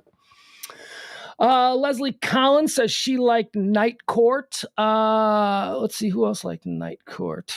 Night Court was another good one. Although, if I'm being honest, I was not. I liked Night Court. And Night Court was fun. Bull was fun. Roz was fun. Harry was fun. Marky Post. Man, I had a crush on her. Well, who didn't, right? That was the whole point of casting Marky Post. So that, guys would be like, all right, who's the hot defense attorney? I didn't love it as much as like the shows that surrounded it. Like, I think Night Court was like an 8:30 show. And I don't know what was on at 8 o'clock. What was on at 8 o'clock? What was it? Was it Cheers in the Night Court? Yeah, Cheers, so much better than Night Court. And then like, what was 7 o'clock? Cosby. Yeah. Oh my God. Look at me. Look at me with the 80s NBC Thursday night lineup. Okay, let's get it started. 7 o'clock, we had Cosby. 7:30, it depended, but for the part that I'm going to talk about at 7:30, A Different World, the spinoff of Cosby. And then at 8 o'clock, you had Cheers, which was really what I was waiting for. Cheers was the one I was waiting for. And then at 8:30, it was Night Court. And then straight into LA Law. Thank you, ladies and gentlemen. That's NBC TV, Thursday nights, 1986. I didn't watch Perfect Strangers, Ross. Ross Rubio says Perfect Strangers. I hated that show. You know why I hated that show? And I think this is the age difference between you and me. You and I are a little bit older, or I'm a little bit older than you are, I think. I don't know, I'm pretty sure. Perfect Strangers was on Friday nights. And I think Perfect Strangers debuted on Friday nights around the time I was entering high school, maybe a little before that. But whatever, it was on Friday nights. I was not home watching TV at 7 o'clock at 15. You know, I was riding my bike or hanging out with buddies playing Dungeons and Dragons or whatever it was, you know. So that's why I didn't watch Perfect Strangers. That was a Friday night show. There's a big hole for me in Friday night shows starting about 1983. Other than that, I could probably tell you every day of the week what show I watched, what my favorite shows were. Should we do that? No, let's not, unless you ask. All right. Sunday nights, All in the Family. Loved All in the Family. That was the one that I was always looking forward to on Sunday nights because, folks, there was no such thing as Sunday night football. It was just All in the Family. That was Sundays. And was Mary Tyler Moore also Sundays, or was Mary Tyler Moore Saturdays? Carol Burnett was Saturdays, but we'll get to that. So it was All in the Family. And then on Mondays was, what was on Mondays? What did I watch on Mondays? Let's just go with let's go Lou Grant. There you go. Lou Grant was on Mondays. All right. So there was a show I'd watch on Mondays. On Tuesdays, I think Knight Rider was on Tuesdays. Let's go to Wednesdays. Wednesdays had, what did Wednesdays have? Didn't Wednesdays have like Family Ties? Wasn't that a Wednesday show? I want to say Thursday. Well, we talked about the must-see TV Thursday lineup. By the way, also Monday, WKRP in Cincinnati. WKRP in Cincinnati was on Mondays. Thursdays, Fridays, nothing, blank slate. Saturdays, well, when I was really young, Saturdays all about Love Boat and Fantasy Island, 8 o'clock into 9 o'clock. There you go. All right. That's how I do when I fill time. I just go through all the shows that I watched. I may have also been jumping around there. Like a lot of those shows may not have aired at the same time. I may have been jumping from like 8 years old to 12 years old. So who knows? Let's see what else. Byron liked Mama's Family. I like Mama's Family. That was on in syndication though, as I recall. I liked Mama's Family because I loved Carol Burnett. So, you know, you take a beloved character from the Carol Burnett show and you give them their own show, call it Mama's Family. Also, do you remember the very special episodes of Mama's Family when Carol Burnett would show up? Who'd she play? She played like Cousin Eunice, something like that. But it was like for ratings. It was like during ratings time, like, okay, let's give a call to Carol and see if she'll come and help us out with this episode because we need some special little juju on this. We need people to watch this week. Let's get Carol Burnett. Let's bring her back. Adam Levine is trending. That's right. This was trending just before we went on the air, but it didn't seem like a fully formed story yet, so I'm glad I could double back on it now because it's absolutely trending. It's now trending at number 2, and is it up on Google? Yeah, in the top 10 at Google. Adam Levine, Maroon 5, right? Handsome, heavily tattooed, bit of a Lothario. I think his hot chick resume is very strong, very strong. So here's why he's trending. He's trending because apparently he texted an ex-girlfriend, an ex-lover.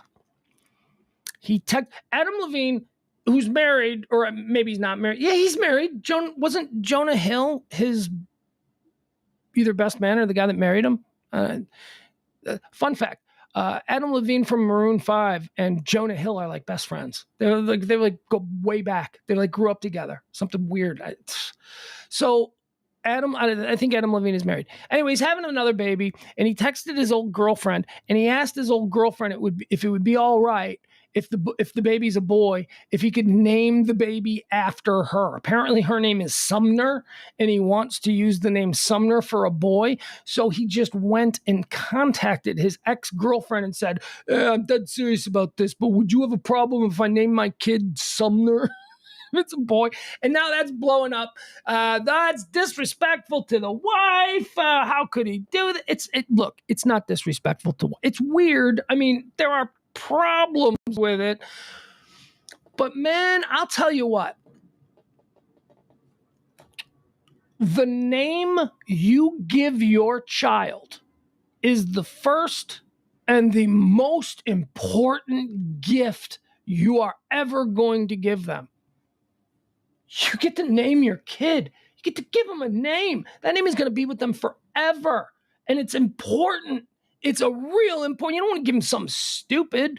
So when you fall in love with a name, it's hard to give it up.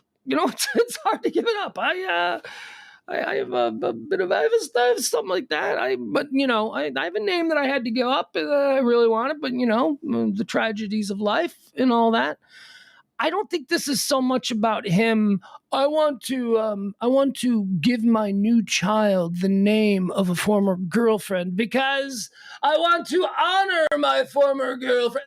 No, it's a cool name. He likes the name. He doesn't give a shit about the ex-girlfriend. Have you seen Adam Levine's dance card? He doesn't care about some Instagram. And then, by the way, that's what she is. This Sumner girl, this ex-girlfriend of his, is some Instagram model. And the reason he's trending is because she made a TikTok about, oh my God, can you imagine if your ex-boyfriend, this is so wrong. No, he can't use my name. Oh, shut up. Why did he even contact her? This is what I don't get. If you like the name, why make it a thing? Why contact her?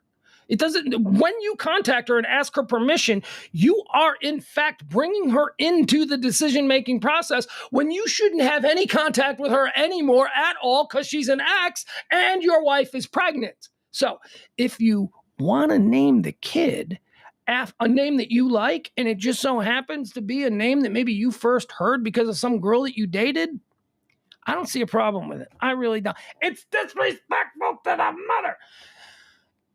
If she knows, if the mother knows, maybe I could see women who are in the throes of pregnancy. We're talking about hormones and we're talking about some, she might be irritated by it is all I'm saying. So it's troubling, but is it disrespectful? And is it? No, it's stupid on his part. Why would he contact? Look, the pregnant wife of Adam Levine is probably way more concerned that Adam is still reaching out via text to some Instagram hoe that he would, and I call her an Instagram hoe because I watched the video. And she's just simply trying to exploit this text exchange for her own TikTok success. That's it. She is now. Oh, can you believe what happened? So all of you know that I dated Adam Levine. I know I don't like to talk about it, but he contacted me and look at the text he sent. And then she puts up the text. It's just like, she's such a scumbag. That's a scum. He's dumb for bringing her into this whole thing when he should have just said with the wife who's pregnant. She's like, well, have you thought about any names? He could then go, well, I like the name Sumner. I think Sumner for the boy would be a good way to do it. She might go, oh, that's a nice name. But see, here's the thing about that name, Sumner. And he's Adam Levine. He can get away with this. If she were to say, Sumner, didn't you date someone named Sumner? Why would we name our baby after somebody that you dated? Like, if she says that, he's Adam Levine. Here's his out. Sumner? I dated a Sumner? Oh, wow. I did. I dated a Sumner. Oh, no. I like it because you know what a big fan of Sting I am. In his real name is Gordon Sumner. Yeah, so I was in Sumner's Tales, his album. I love Sting. I thought that's a cool kind of play on Sting's name. So I wanted to name my son. First of all, you're telling me that I dated a girl with this name? Sumner, we're having a boy. This is a boy's. He could have gotten away with it. He didn't have to reach out to her. Oh, he's just, he did it. He's looking for drama. And now he's got it. That's why Adam Levine of Maroon 5 is trending right now. Stupid. So dumb. Did he think Did he think when he reached out to the Instagram hoe that he hadn't been with in years and that he probably dumped to marry the woman he's with? Did he think that she was going to be cool and discreet with the text messages? Or did he even for a moment think, I'm Adam Levine. She might try and exploit this for her own digital gains. Did he ever think that? Because that would kind of be obvious to me. All right, let's see what else is happening here. Let's see. Still the Queen, Adam Levine. Oh, he's moved up one. Adam Levine is now moved up one. He's Puerto Rico. We talked about that. Queen's funeral. We talked about that.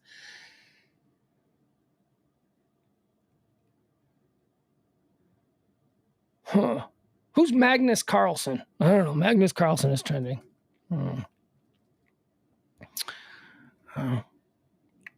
Go Bills! We're a Bills house around here. Buffalo Bills are playing in 4 hours. It's a weird Monday Night Football thing tonight. It's weird. It's like they got 2 games. It's like, they do this I guess they do it every year early in the season for like maybe the first Monday Night Football. Is that it? Maybe they do it another time, but usually there's just one Monday night game.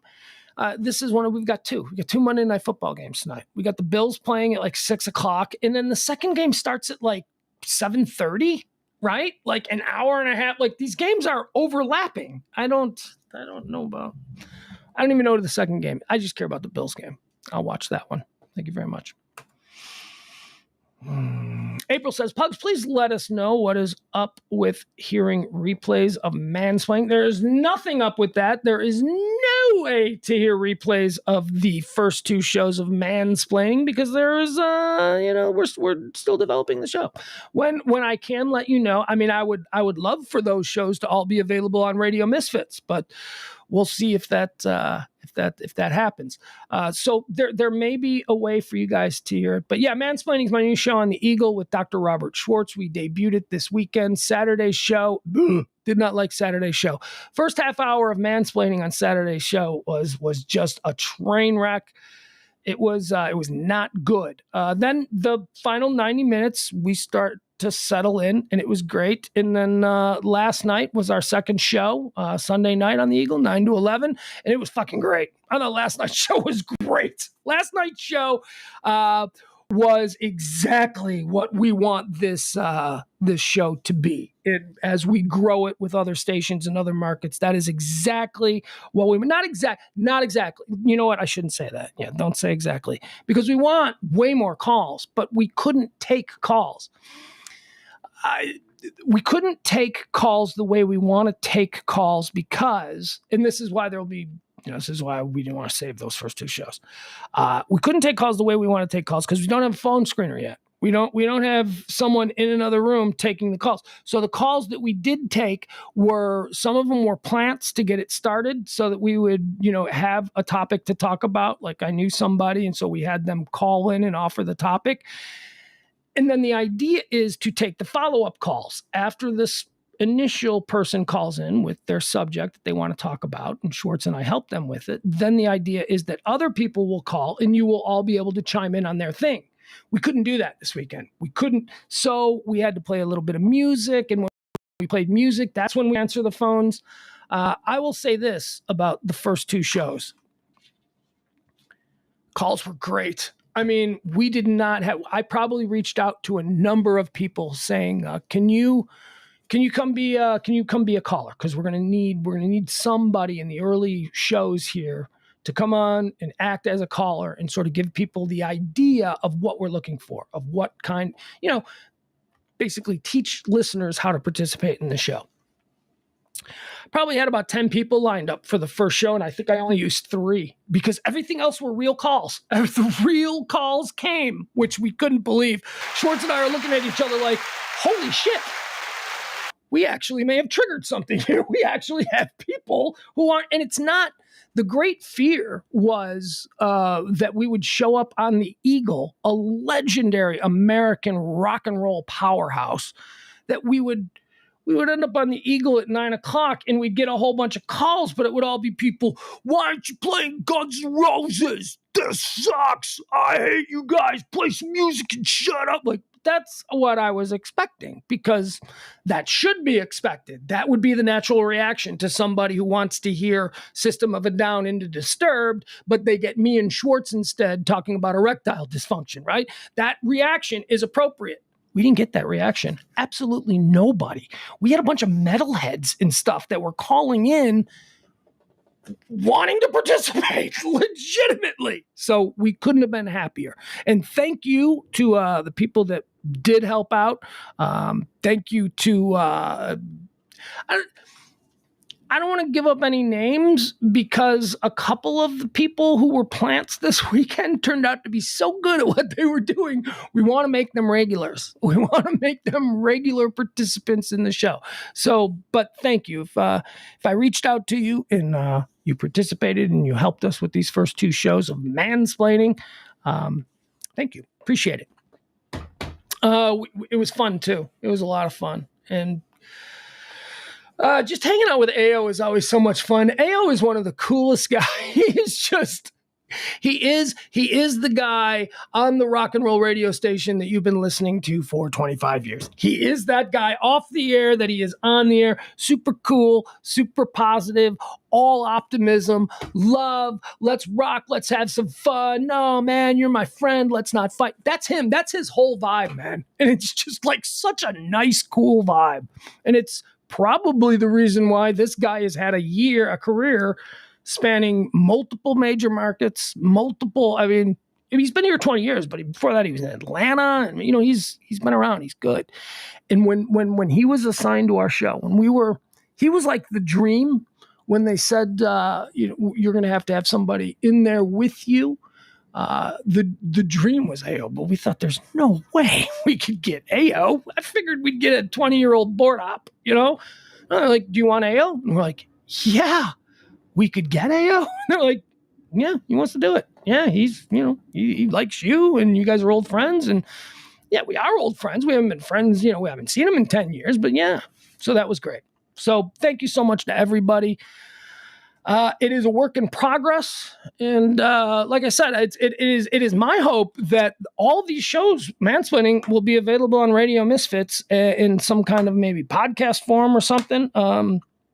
I mean, we own the shows, not iHeart. This is we own these shows. We have created a media company, and we are creating content, and we are looking for distribution deals and, all of that kind of stuff. But it's not like they can say, no, it's got to go on iHeart. It's an iHeart podcast. No, it doesn't. I want it on the same platform that we've been doing all of this stuff on.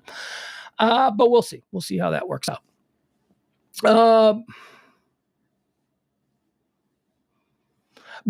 Jeff Glenn says, Byron likes about mansplaining is that it doesn't start at 9:05 or 9:10ish. Actually, yeah, it does. Yeah, it does, because they play there's a couple minutes commercials at the top of the hour. So yeah. All right. But I really don't want this show to be all about that show. They're different. They're just different things. Also, we had some women call, which we want. We want. The name of the show, Mansplaining, is supposed to make you go, but it's tongue in cheek. It's tongue in cheek. If you know Dr. Schwartz, Dallas's premier plastic surgeon, who, his prime income is, women, making women beautiful, all that. He's not a misogynist. He's not at all. I'm not a misogynist. I was raised by a single man. So we're calling the show Mansplaining just because it's not about, women are inferior to, no, nobody believes that. Like I said, I was raised by a single mom. You try and peddle that shit that women aren't capable of doing everything that a man can do. Try peddling that shit to a kid raised by a single mom. Ain't gonna fly. Ain't gonna fly. They're like, yeah, right. My mom could change the oil. Could your dad change the oil in his car, or does he take it down to Jiffy Lube? So it's that kind of shit. It's just a talk show. It's a talk show. It's based on Loveline. That's all you got to think about it as. It's just like Loveline, except that, instead of like teenagers calling in talking about, I think I'm pregnant. we're hoping to attract grown-ups who are worried that maybe their daughter is pregnant. You know what I mean? It's like that kind of thing.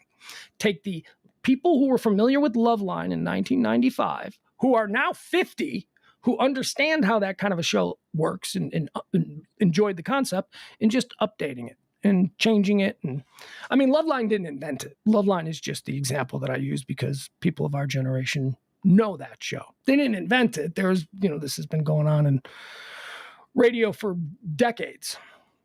Okay, what else do we have here? All right, nothing else. I guess that's it. I guess we're done. Let me see. Tonight, Pugs and Parker will be on at, the normal time, 9 o'clock Central Standard Time. Myself, James Parker. Parker called in. Parker was on one of the plants. If you guys were listening, you probably heard Parker's voice. But Parker's so good. Parker knows what he's doing. He's good.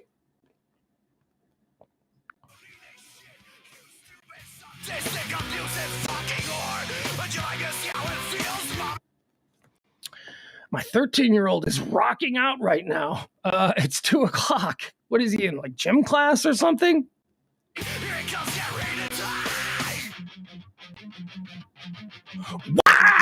I can't do that. I don't want to ruin his song. All right.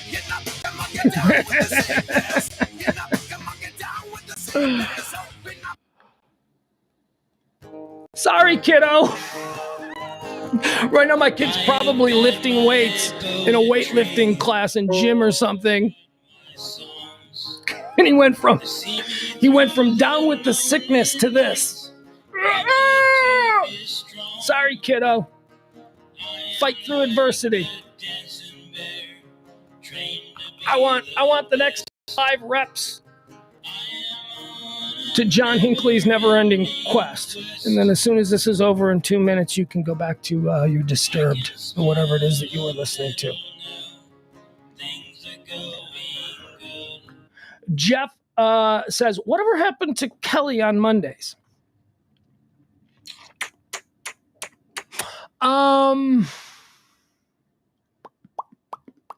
How to answer that? It would be my hope that sometime soon, maybe she could explain that. But she's honestly, it just has everything to do with what's going on in her life right now. She's got 2 little kids. She's it's craziness. You're right. You know what? That's a reminder.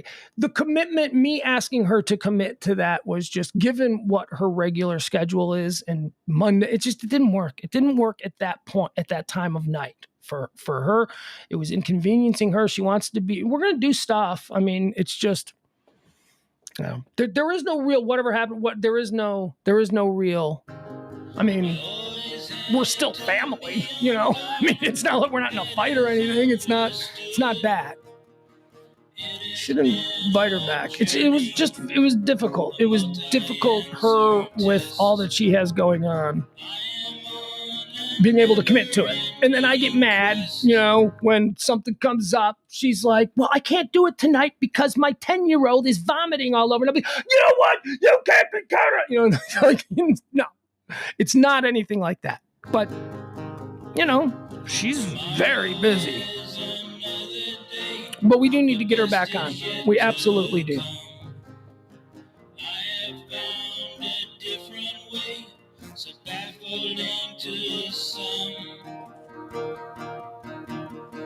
I have got an old guitar. That is all I need. April says, were you bummed to be doing the show last night instead of watching the Bears game? Bears, Packers, Monday Night Football? No, but I had to black that out. I told everybody on my text, I sent out a mass text to all the people that would ruin it for me. I said, look, I'm going dark during the Bears game. I will not be watching the Bears game until probably after midnight when I will be watching it. So I'm no radio, the whole ride home. The whole ride home from iHeart, which isn't that far. down the tollway. No radio, no nothing, just silence, because I'm afraid that, somebody will come on the radio and go, yeah, that's Guns N' Roses, 97 the Edge. Hey, how about that Sunday night football game? I didn't want it ruined for me. So I'm driving in silence. I get home. I made a little dinner. Woo, all very excited. Gonna stay up late. Gonna watch this Bears game. Oh, it's gonna be great. We suck. Man, what are you going to do? What are you going to do? We got no talent. We got a quarterback. We're building around a quarterback. We got nothing else. We've stripped the entire team down to the bolts. We've got the worst offensive line in football. We've got absolutely no weapons. We've got a running back, David Montgomery, who's good, but he's running behind a line of, undrafted free agents. It's crazy. But it's okay. It's okay. We all know, we Bear fans, we know you trust the process. This is year one of the rebuild. They stripped it all down. We got so much dead cap. We're paying Khalil Mack. We're paying dudes that haven't been on this team in years. We're still paying Tariq Cohen. It's all this dead cap space money. We are, but guess what? And this is the beautiful part. Going in the next season, the Chicago Bears have the largest cap. We have the largest cap space in the history of the NFL. Since the history of the cap, the Chicago Bears next year going into free agency will have more than any single team has ever had going into free agency. I think it's 160 million or something crazy. It's some crazy amount. I don't know. So next year we're going to go hard in free agency. We'll give Justin some toys to play with. Just don't break his neck this year with this garbage team. Poor kid. He's a leader. I love him. He's down. He's down with the process. He understands what's happening here.